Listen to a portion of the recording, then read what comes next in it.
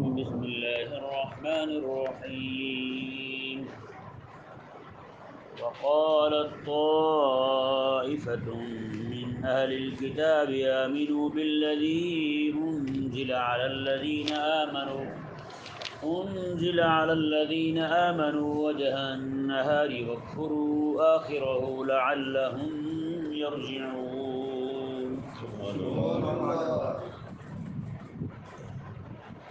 اس آیہ مبارکہ میں اللہ تبارک و تعالی نے یہودیوں کی ایک بہت بڑی سازش ہے اہل اسلام کو اسلام سے پھیرنے کے لیے اور اپنی یہودیوں کو ایمان کی طرف آنے سے روکنے کے لیے اس کا پردہ چاک فرمایا۔ یہودیوں نے اکٹھے بیٹھ کر مشورہ کیا کہ ہمارے کچھ لوگ جو ہیں وہ صبح صبح چلے جایا کریں مدینے اور وہاں جا کر رسول اللہ علیہ السلام کا کلمہ پڑھ لیں، سارا دن ان کے پاس بیٹھیں، آیات سنیں، قرآن کی حدیثیں سنیں، ان کے ساتھ نمازیں بھی پڑھیں، لیکن جب شام کا وقت ہو تو وہ یہ کہہ کہ وہاں سے اٹھ آئیں ہمیں تو اس دین میں کوئی بھلائی نظر نہیں آئی، اس دین میں فلاں فلاں خرابی ہے، فلاں فلاں نامناسب باتیں ہیں، لہذا ہم تو یہ دین چھوڑ کر جا رہے ہیں۔ ان کا نظریہ یہ تھا، ایک تو وہ لوگ جو یہودی تھے، کلمہ پڑھ چکے تھے، نئے نئے مسلمان ہوئے تھے، ان کو پھیر لیں گے، اور دوسرے بعض لوگ جو نئے نئے مسلمان ہوئے تھے ان کا بھی دین مشکوک ہو جائے گا، وہ بھی کہیں گے، کیونکہ پورے علاقے خطے کے اندر جو علم والے سمجھے جاتے تھے وہ یہی سمجھے جاتے تھے، یہی کو لوگ علم والا سمجھتے تھے یہودیوں کو، کیونکہ ان کے پاس کتاب تھی تورات شریف، اگرچہ محرف تھی لیکن ان کو لوگ علم والا سمجھتے تھے، تاکہ لوگوں کے ذہنوں میں یہ بات بیٹھے گی کہ اگر کوئی ایسی بات اس میں فساد والی خرابی والی نہ ہوتی تو یہ اسلام چھوڑ کے کیوں جاتے ہیں۔ ان کا اسلام کو چھوڑنا اس بات پر دلیل ہے کہ اسلام میں کوئی نہ کوئی واقعی مسئلہ ہے، اسلام جو ہے وہ مذہب اور دین جو ہے وہ ٹھیک نہیں ہے۔ یہی وجہ ہے کہ ایک بندہ نا کافر ہے، کلی طور پہ کافر ہے، اسلام اسے کچھ نہیں کہتا، دعویٰ ضرور دیتا ہے اسلام قبول کر لے تو ٹھیک ہے، نہیں تو رہے کافر رہے، کوئی مسئلہ نہیں۔ ہاں وہ بندہ جو مسلمان ہو جائے، پہلے مسلمان ہونے کے بعد پھر کافر ہو جائے، اب اسے ایسے چھوٹ نہیں دی جائے گی۔ یہ ارتداد کی جو سزا ہے نا سخت، وہ رکھی ہی اسی لیے گئی ہے کہ کوئی بندہ جو ہے وہ، کیونکہ ایک بندہ کافر ہے، سب کو پتہ یہ کافر ہے، ایک بندہ وہ مسلمان تھا، مسلمان ہونے کے بعد کافر ہو گیا ہے، اس سے اور لوگ کافر ہوں گے، وہ بھی کہیں گے یار یہ مسلمان اگر اسلام میں کوئی عیب والی بات نہ ہوتی تو یہ بندہ اسلام کیوں چھوڑتا۔ تو اس سے ارتداد کی راہ کھلتی ہے، لوگوں کے اندر دین جو ہے وہ مشکوک ہوتا ہے، اس لیے اللہ تبارک و تعالیٰ نے ارتداد کی سزا یہ رکھی، 3 دن تک اسے سمجھایا جائے، مہلت دی جائے، وہ بھی 3 دن قید میں رکھا جائے، اسے سمجھایا جائے، اسلام کے محاسن اور کفر کی خرابیاں مفاسد بیان کیے جائیں اس کے سامنے، اگر وہ اسلام قبول کر لے تو فابہا، نہ قبول کرے تو 3 دن کے بعد اس کی گردن اتار دی جائے۔ سمجھ آ گیا مسئلہ؟ یہ صرف اور صرف ارتدادی تحریک کی روک تھام کے لیے، تاکہ لوگ جو ہیں وہ اسلام سے متنفر نہ ہوں، کفر کی طرف لوگ نہ جائیں، اس لیے یہ اتنی بڑی سزا رکھی گئی ہے۔ تو یہ یہودیوں کی سازش تھی کہ اہل اسلام میں لوگ جو ہیں صبح صبح چلے جائیں ان کے پاس اور جا کر کلمہ پڑھ لیں، کلمہ پڑھنے کے بعد شام کے وقت جو ہے وہ اسلام کو چھوڑ کر آ جائیں۔ اس سے 2 فائدے حاصل ہوں گے انہیں، ایک تو یہ کہ جو لوگ باقی لوگ کلمہ پڑھ چکے ہیں عرب میں سے، وہ بھی اب نئے نئے جو ہیں وہ بھی دین کو مشکوک سمجھیں گے، یعنی اتنا تو ہوگا نا دین کے معاملے میں ان کے دل میں شک پیدا ہو جائے گا، شبہ پیدا ہو جائے گا، یہ بات سوچ کے یار علم والا بندہ تھا آخر وہ کیوں بھاگا ہے۔ جیسے یہاں سے کوئی پیر کا کوئی مرید بھاگ گیا بڑا، وہ کہتے ہیں یار بات کوئی نہ کوئی ضرور ہے، اگر کوئی بات نہ ہوتی تو یہ بندہ کیوں بھاگتا، حالانکہ یہ کوئی دلیل نہیں ہے، یہ تو رب تبارک و تعالیٰ جس کو بھی چاہے جناب حق سے دور کر دے، کوئی بھی بندہ جو ہے وہ اپنی عادتوں کی وجہ سے حق سے دور ہو جائے، یہ کوئی مسئلہ نہیں ہے اتنا بڑا، یہ نہ ہی کسی بندے کے حق اور باطل ہونے کی یہ علامت ہے۔ تو یہ یہودیوں نے ایک تو فائدہ یہ حاصل کرنا چاہا کہ لوگوں کے دلوں میں دین کو مشکوک کر دیں، اور دوسرا فائدہ یہ حاصل کرنا چاہا کہ یہودیوں کی طرف سے جو لوگ کلمہ پڑھنے کی طرف مائل ہو رہے تھے، دین کی طرف مائل ہو رہے تھے، تاکہ انہیں روکا جائے، انہیں بھی یقین ہو جائے گا یار ہمارا اتنا بڑا مولوی ہے، اتنا بڑا رہبان ہے، اتنا بڑا راہب ہے، اتنا بڑا حبر ہے، یہ گیا ہے وہاں چھوڑ کے واپس آ گیا ہے، اب کو خیر ہوتی تو یہ ادھر ہی جاتا، یہ واپس کیوں آتا۔ تو یہ نعوذ باللہ من ذالک ان کی سازش تھی اہل اسلام کو حق سے برگشتہ کرنے کے لیے۔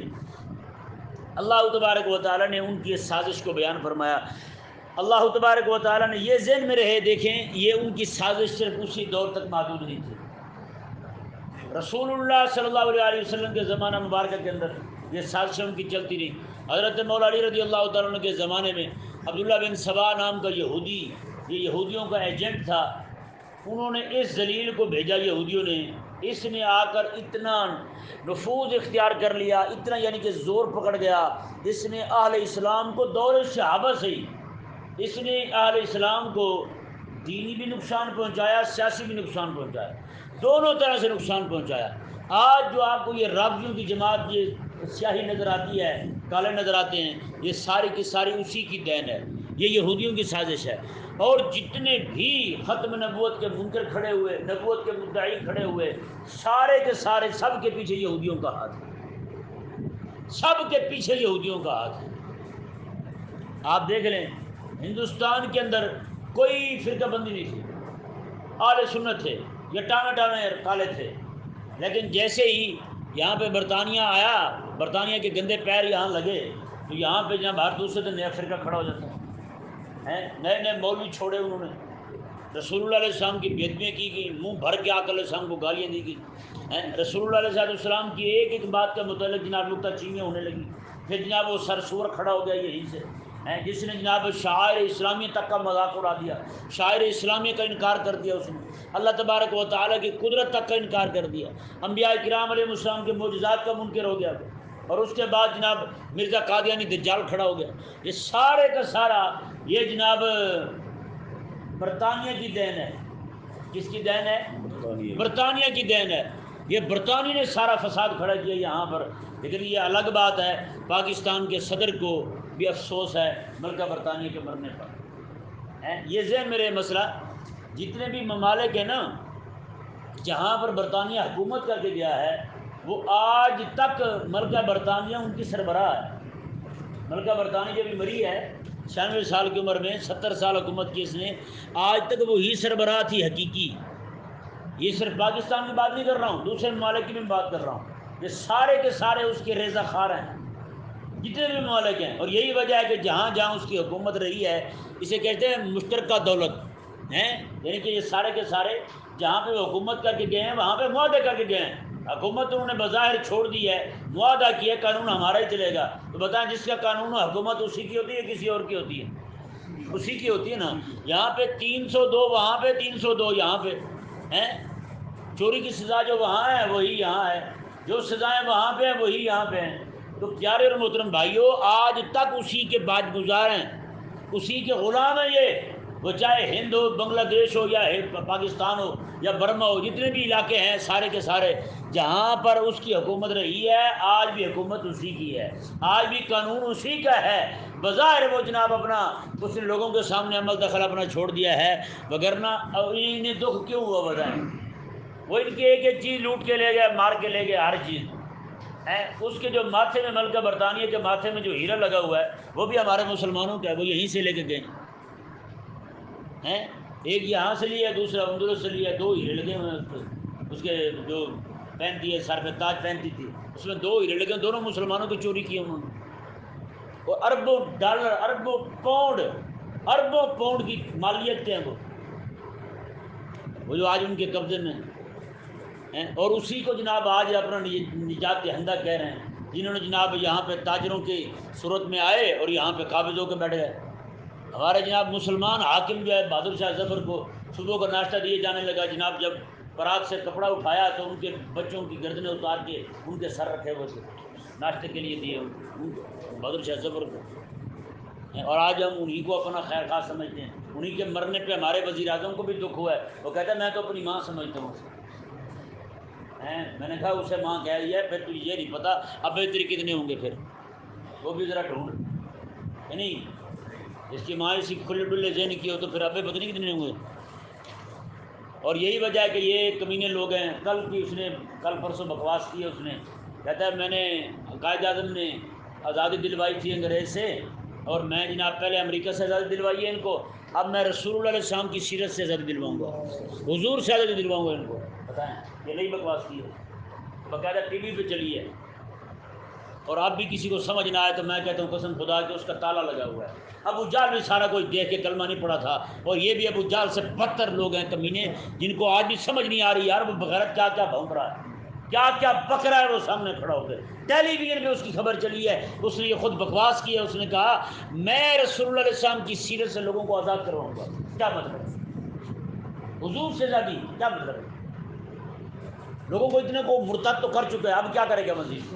بتا، ایک سے بڑھ کر ایک فتنہ پڑا ہوا ہے۔ وہ صرف وہی طاغوت نہیں ہے، اس کے ماننے والے بھی طاغوت ہیں، صرف وہی شیطان نہیں ہے، اس کے ماننے والے بھی شیطان ہیں۔ عجیب بات ہے، مولوی سارے پاگل کے بچے ان کے پٹھے پڑے ہوئے ہیں، کوئی بھی نہیں بولتا مولوی۔ یہاں کو مسئلہ کو مولوی چھوٹا سا کر دے تو سارے جناب باولے بن کے اس کی ٹانگوں کو پڑ جاتے ہیں۔ اتنا بڑا کتا اتنے بڑے بڑے کفریات بھونک رہا ہے، کوئی بھی نہیں پکڑتا اسے، سارے خاموشی بھنگ پی کے پڑے ہوئے ہیں۔ کسی کو سیاست کی پڑی ہوئی ہے مولوی کو، کسی کو گدی کی پڑی ہوئی ہے، کسی کو عرصوں کی پڑی ہوئی ہے، کوئی کنی کاموں میں پڑا ہوا ہے، وہ نعوذ باللہ من ذالک اتنا بھونک رہا ہے کہ میں رسول اللہ علیہ السلام کی سیرت سے لوگوں کو آزاد کرا دوں گا۔ بتائیں بھائی، نہیں سمجھ آتی لوگوں کو، کیا کریں، کدھر جائیں گے؟ یہ کل کا بیان ہے، آپ سنیں ذرا اس کا، جس نے بکواس کی ہے شاید ہو ان کے پاس۔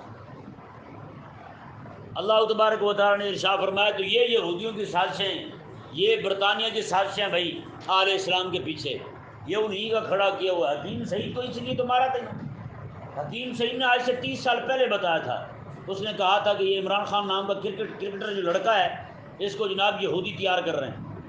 ہاں، اس کی کتاب جیسے چھپ کے آئی ساتھ ہی اسے قتل کر دیا گیا۔ حکیم سعید کوئی چھوٹا بندہ نہیں تھا، بہت بڑا بندہ تھا، آپ جانتے ہیں، ہمدرد مطب ہے جس کا، آج تو وہ خیسے ان کی ذاتی ملکیت میں نہیں ہے، وہ کیا نام ہے اس کا، ٹرسٹ بن گیا ہے وہ حکیم سعید بہت بڑا، دہلی سے آئے تھے یہاں پاکستان میں، بہت دانا بندہ تھا۔ اس نے پہلے بھانپ لیا تھا، اس نے کہا یہ یہودیوں کا غلام ہے، ایسے نہیں یہودیوں نے اپنی بیٹی سے پیش کی، اور پھر جناب آگے اس سے بہت بڑا کام لیں گے اسلام کے خلاف، اور جناب وہ ہوا ہے، اسے تو مار دیا گیا، لیکن بات تو اس کی آج تک موجود ہے نہیں یہاں۔ اور وہ جو کچھ اس نے کہا تھا اس وقت، وہ آج ہم اپنی آنکھوں سے دیکھ رہے ہیں کہ وہ کیا کر رہا ہے، کہ رسول اللہ علیہ السلام کی سیرت سے آزادی دلوا رہا ہے۔ اللہ تبارک و تعالی نے ارشاد فرمایا وقالت طائفة من اهل الكتاب آمنوا بالذي انزل على الذين آمنوا وجه النهار، میں کہ یہودیوں کے ایک گروہ نے کہا کہ ایمان لاؤ اس پر جو اہل ایمان پر نازل ہوا، وجہ النہار، دن کے شروع میں، صبح،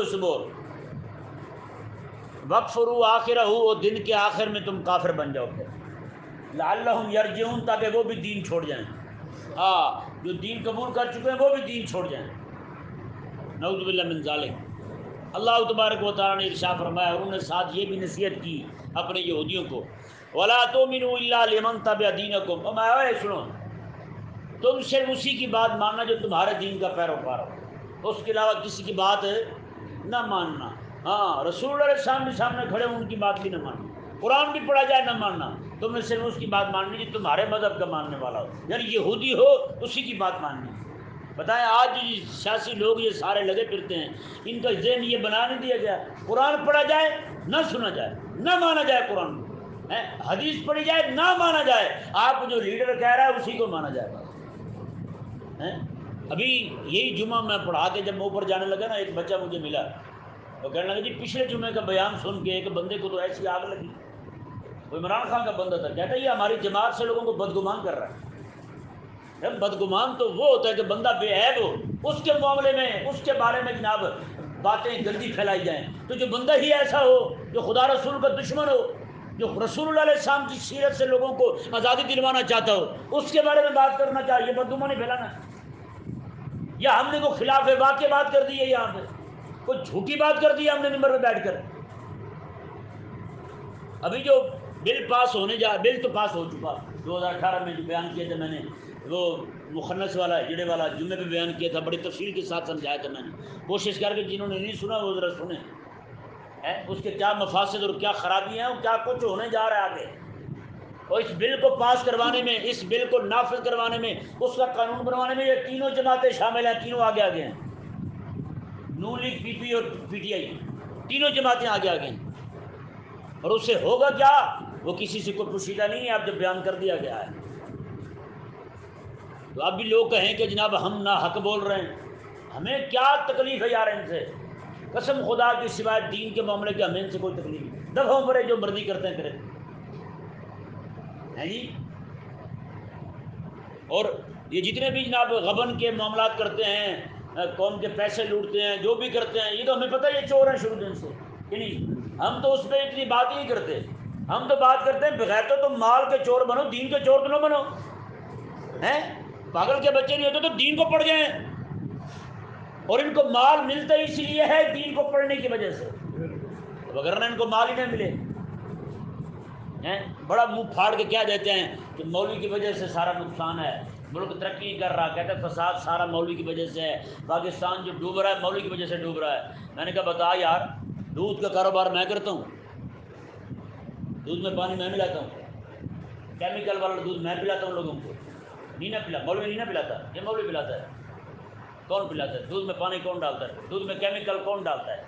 یہ جتنے بھی یعنی چیزیں ساری آ رہی ہیں مارکیٹ کے اندر، ان کے پیچھے اکثریت لبرلوں کی ہے، وہ کیس پھنسے ہوئے ہیں، 40 سال ہو گئے لوگوں کے کیس نہیں نمٹ رہے، وہ میں پھنسا کے بیٹھا ہوں، وہ مولوی پھنسا کے بیٹھے ہیں۔ یہ ابھی کی بات ہے، ابھی میں نے تصویر بھیجی، آپ دیکھیں، باہر سے کسی نے راشن بھیجا پاکستان میں، اوپر لکھا ہوا یہ بیچی نہیں جائے گی، لا یباع، عربی اردو میں لکھا ہوا، انگلش میں لکھا ہوا ہے، اس نے کہا یہ ناٹ فار سیل، یہ بیچنے کے لیے نہیں ہے، لیکن وہ کسی دکان پہ پڑی ہوئی ہے، توڑا اس کا، وہیں پہ جناب چینی بک رہی ہے، بتائیں، وہ میں رکھا آیا ہوں وہاں بیچنے کے لیے، جو غریبوں کے لیے آیا تھا وہ میں دے آیا ہوں۔ $236 ملین صرف کرونا کے دنوں میں یہاں آئے اور آتے ہی غائب ہو گئے۔ وہ کون غائب کر گیا؟ مولوی غائب کر گیا۔ وہ عجیب بدتمیز لوگ ہیں، وہ مولوی کھا گئے جی، مولوی برباد کر گئے جی ملک کو۔ مولوی کیا کھا گیا بیچارہ، مولوی بیچارہ تو ختم کی روٹی سے باہر نہیں آیا کبھی ہیں۔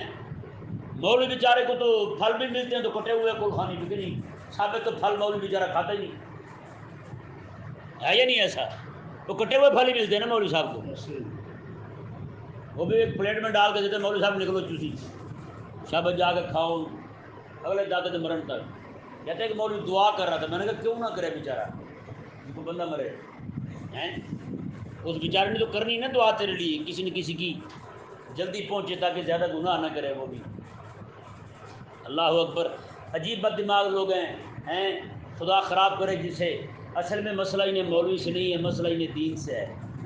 کیوں کہ ان کی حرام زدیاں رکتی ہیں۔ پھر دین جب بولتا ہے نا، دین تو ظاہری بات ہے، دین کہے گا جناب یہ فلم ڈرامے نہ کرو، تو بتائیں وہ تو یہ مسئلہ کسی کتاب نے خود تو کھڑے ہو کے نہیں بیان کرنا، یہ تو مولوی نے بیان کرنا ہے، تو پھر ان کو چڑ لگتی ہے مولوی سے کہ نہیں، مولوی سے چڑ لگتی ہے ان کو۔ اب یہ ان کے یہ کہتے ہیں کہ پیسہ آنا چاہیے چاہے جیسے آنا چاہیے، یہ پھر بھاگتے ہیں جناب حرام کاری کی طرف، حرام خوری کی طرف، جو بدماشی کر سکتے ہیں کرتے ہیں۔ پھر مولوی ان کو روکتا ہے ابھی یہ نہ کرو یہ نہ کرو، تو پھر یہ کہتے ہیں کہ مولوی صحیح نہیں ہے، مولوی کی وجہ سے سارا کام خراب ہوا پڑا ہے۔ کیا مطلب خراب ہوا پڑا ہے؟ وہ اس کی اپنی روٹی جس طرح وہ کھانا چاہتا ہے وہ نہیں کھا سکتا مولوی کی وجہ سے، تو وہ کہتا ہے جناب یہ مولوی جو ہے نا ان کی وجہ سے سارا کام تباہ ہوا پڑا ہے، نعوذ باللہ من ذالک۔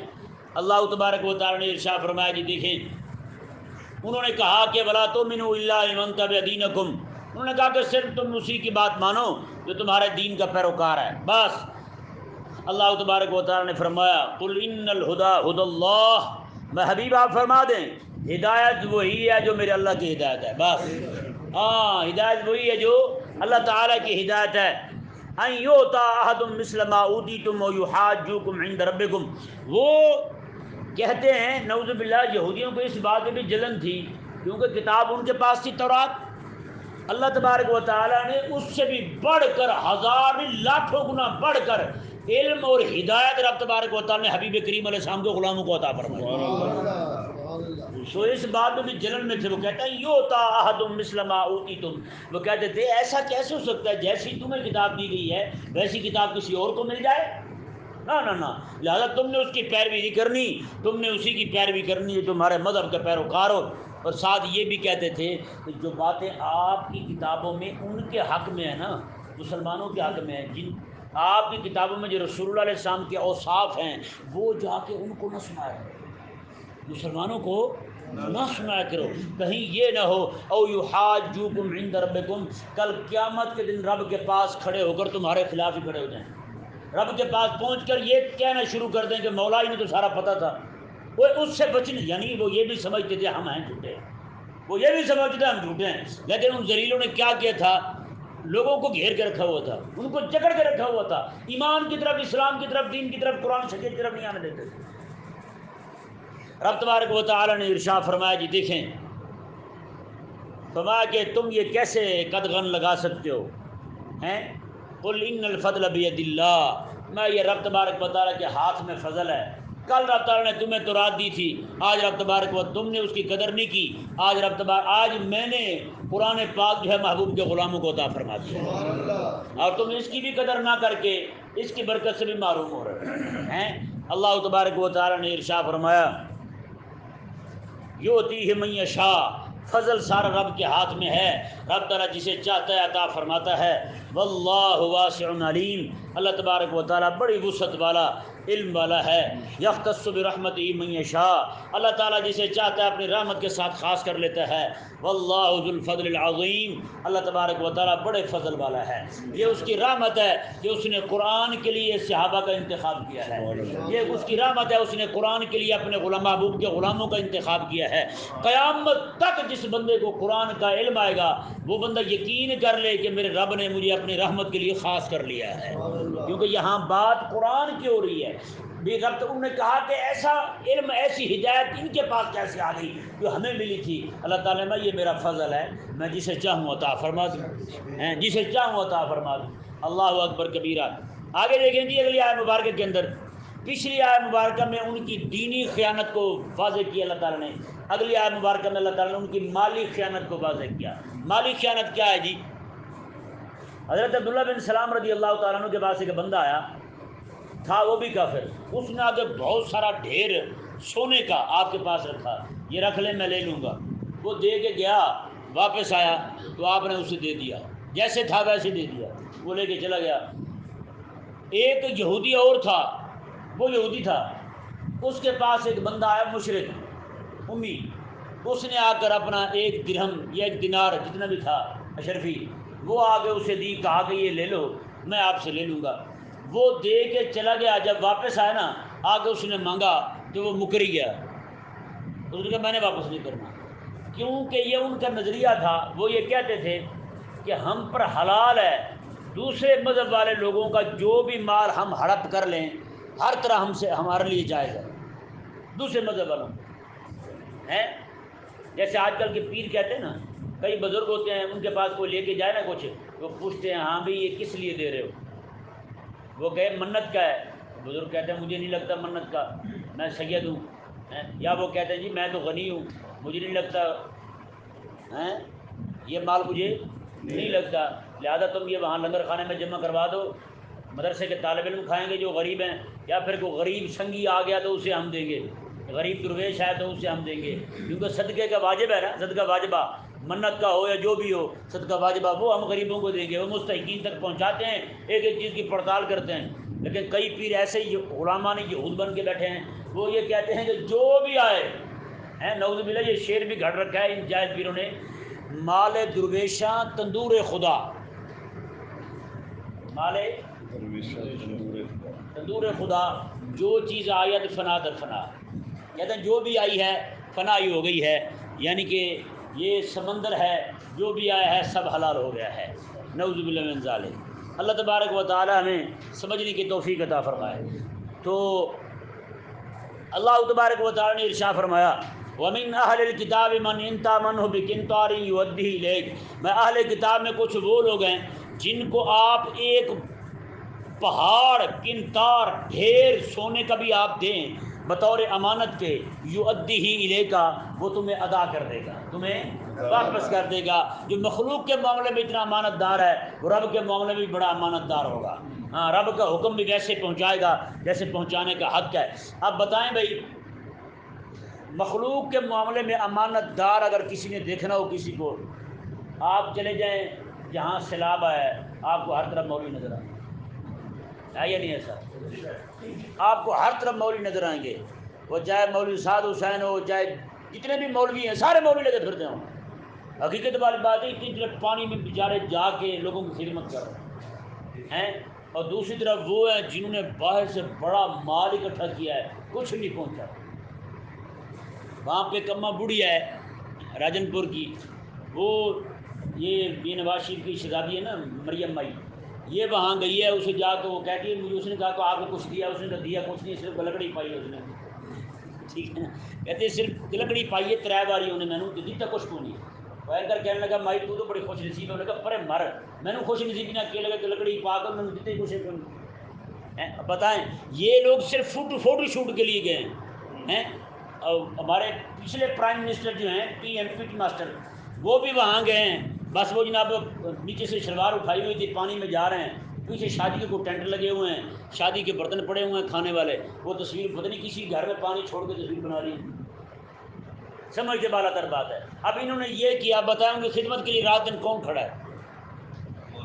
مولوی کھڑے ہیں. تو اللہ تبارک و تعالیٰ انہیں سمجھنے کی توفیق عطا فرمائے. آپ بھی کسی کو دیکھیں, اللہ تبارک و تعالیٰ نے فرمایا جو مخلوق کے معاملے میں امانت دار ہے وہ رب کے معاملے میں بھی امانت دار ہوگا. ایک ایک چیز جا کے پہنچائیے وہاں, مجالے آگے پیچھے ہو جائے. اور یہ حکومت, یہ مشنری, یہ ان کے پیچھے سارے کے سارے بیٹھ کے چیزیں پھر غائب ہو گئی ساری کی ساری. اور سعودی نے پچھلی بار کوئی پتہ نہیں کتنے ٹن, 100 ٹن سے بھی زیادہ کھجوریں تھیں, وہ آئی تھی, پتہ نہیں کون کھا گیا ہے. میں نے کہا یہ تو کھجور کی گٹھلیوں کو جب کھجوریں ہوگی نا قیامت والے دن, اللہ کا پتہ جائے گا بھی کس کے پیٹ سے کھجور کی گٹھلی نکل رہی ہے, ایک کھجور کس کے پیٹ سے نکل رہی ہے. کتنے ٹن کھجوریں ساری کھا گئے, کسی غریب کو ایک دانہ نہیں ملا. باہر سے جو بھی خبیث لوگ ہیں بھیک مانگتے ہیں, باہر سے ہمیں بدنام کرا رکھا ہے. قسم سے باہر جاتے ہیں لوگ پوچھ کے کون ہے پاکستانی, وہ کہتے ہیں نکل جی رو نکل یہاں سے. بتائیں اتنی عزت نہیں ہے ہماری, اور ان دلیلوں کی وجہ سے نہیں. یہ تو کمینے ہیں, ان کو تو عزت کی ہے پرواہ نہیں. ہمیں کو پکڑ کے گلی میں گھسیٹ دینا, دوبارہ اس گلی میں نہ جائیں. ان کو گھسیٹ کے جیل ڈالتے ہیں, وہاں سے نکال کے تخت پہ بٹھا دیتے ہیں. وہ حکمران مان ابھی جو بیٹھے نا, دیکھنا یہ اتر کے پھر جائے گا جیل. ہاں دلیل پھر بھی نہیں ہوگا, باہر کہیں گے ہاں آنا ہی ہوتے, ان کو آنا ہے, ہاں پھر آنا ہے. میں یہ واحد برات ہے جہاں پہ 1000 بار بھی جوتے پڑے نا, ہر بار جنگ تیار ہو جاتی ہے. اللہ تبارک و تعالی نے ارشاد فرمایا, یہ دیکھیں جی اب یہودیوں کو کردار ادا کرنے والے ہمارے حکمران بھی ذرا دیکھیں, غور کریں کہ انہوں نے کیا کیا.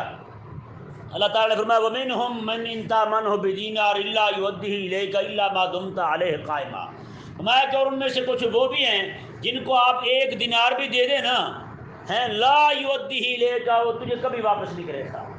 ہاں 1 دینار بھی تو نے رکھا نا اس کے پاس امانت, تو کبھی واپس نہیں کرے گا. إِلَّا مَا دُمْتَ عَلَيْهِ قَائِمًا, مگر یہ کہ تو اس کے سر پر چڑھ جائے.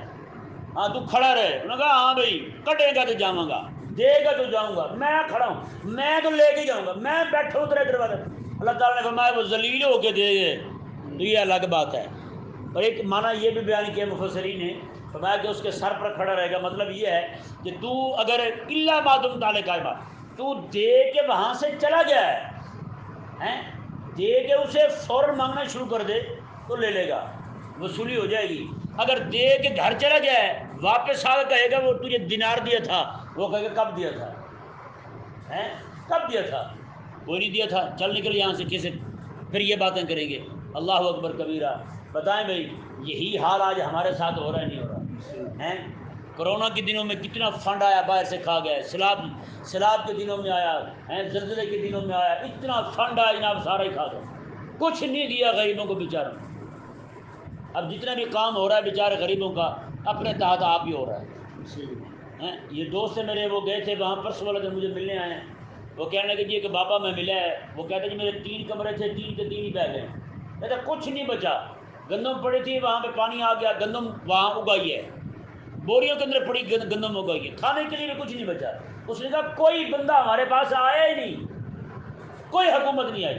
اس نے کہا 2-3 مولویوں کا نام لیا اس نے, یہ اپنے ساتھ بھائی, انہوں نے کہا بس یہی لوگ آئے ہیں اور کچھ دے گئے ہمیں, تو وہی ہم کھا کے بس گزارا کر رہے ہیں, تھوڑا تھوڑا کھا رہے ہیں. اس نے کہا اس نے کہا اتنی سخت گرمی, پہننے کے لیے جوتے تک نہیں ان کے پاس. اس نے کہا میرے بچے ہیں چھوٹے چھوٹے, وہ بیچارے بلک رہے ہیں گرمی کی وجہ سے سارا دن, اور حبس ہے, ہوا تک نہیں ہے. انہوں نے کہا ہم نے پوچھا اس سے بابے سے کہ آپ کی کوئی بڑی خواہش ہو تو بتاؤ وہ ہم پوری کر دیں. کہتے بابا رونے لگا. وہ کہنے لگا ایک ٹینٹ لے کے دے دو میرے پاس, ایک ٹینٹ لے کے دے دیں میں تاکہ سایہ تو کر لوں اپنے بچوں پر. بس یہی خواہش ہے میری پوری دنیا میں. وہ رات کو بانٹ بھی لیے ہوں گے. آپ پتہ نہیں کن جہازوں کی بات کر رہے ہیں. جہاز جب آتے ہیں نا تو جہاز پہنچ جاتے ہیں وہاں لینے کے لیے. اللہ تبارک و تعالی نے ارشاد فرمایا جی دیکھیں میں کہ یہ بھی ان کا ایک عقیدہ اور نظریہ تھا. وہ کہتے تھے ذالک بانہم قالوا لیس علینا فی الامیین سبیل. وہ یہ کہتے تھے کہ امی لوگ جو ہے نا ان کا مال دبانے میں ہم پر کوئی گناہ نہیں ہے. ہاں امیین سبیل, کوئی راہ نہیں ہے ہم پر کہ جناب ہمیں پوچھا جائے گا قیامت والے دن تم نے ان کا مال کیوں کھایا. اور اسی طرح یہاں بیٹھے ہر دفتر کے اندر ہیں جو بیٹھے کھا رہے ہیں. وہ مجھے کہنے لگے دوست کہتے ہم جب لے گئے نا راستے میں چوکی آئی پولیس والوں کی. انہوں نے کہا بھی کدھر جا رہے ہیں؟ انہوں نے کہا جی فلانے علاقے میں جا رہے ہیں. انہوں نے کہا وہاں نہیں جا سکتے آپ. انہوں نے کیوں؟ اس نے کہا وہاں پہ مسائل ہیں آپ کو لوٹ لیں گے. ہاں وہاں پہ بڑے بڑے وزیرستان سے ڈاکو آئے ہوئے, بدماش آئے ہوئے ہیں, مولوی آئے ہوئے ہیں, وہ لوٹ لیں گے آپ کو, آپ نہیں جا سکتے. کہتے ہیں ہم نے کہا یار مہربانی آپ کی, ہم سامان لے کے آئے, ہم نے سیلاب زدگان کو دینا ہے. وہ کہنے کا اچھا چل پھر صاحب کا حصہ یہی دے دو پھر چلے جاؤ, صاحب کا حصہ یہی دے دو پھر چلے جاؤ.